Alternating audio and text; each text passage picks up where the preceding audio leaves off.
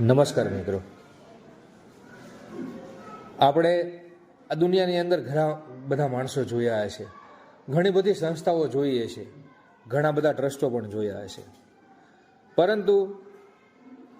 આટલા વર્ષોની અંદર મારી બાજુમાં મને એક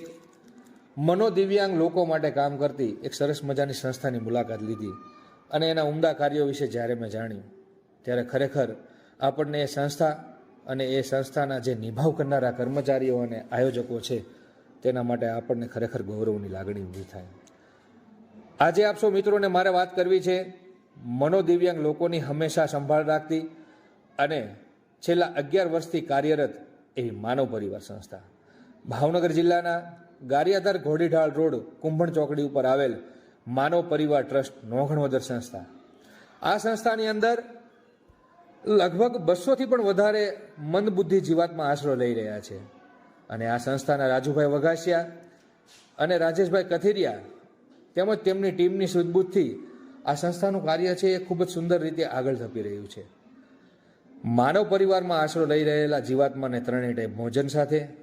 એની નિયમિત સાર સંભાળ પણ રાખવામાં આવે છે અને તબીબો દ્વારા સારવાર કરી મને ખ્યાલ છે ત્યાં સુધી અનેક લોકોને સારા કરી પોતાના પરિવારને પણ સોંપેલા છે. આ સંસ્થાના ઉમદા કાર્યને આગળ ધપાવવા અને આ સંસ્થાની અંદર રહેલા મંદબુદ્ધિ જીવોના જીવન નિર્વાહ માટે નોંઘણવદરના વતની અને સુરત સ્થાયી થયેલા રાજેશભાઈ કથિરિયા દ્વારા હમણાં માનવ પરિવાર ધૂન મંડળની રચના કરી અને એની અંદર જે આવક થાય એ સંસ્થાના નિભાવ માટે વાપરવામાં આવે છે.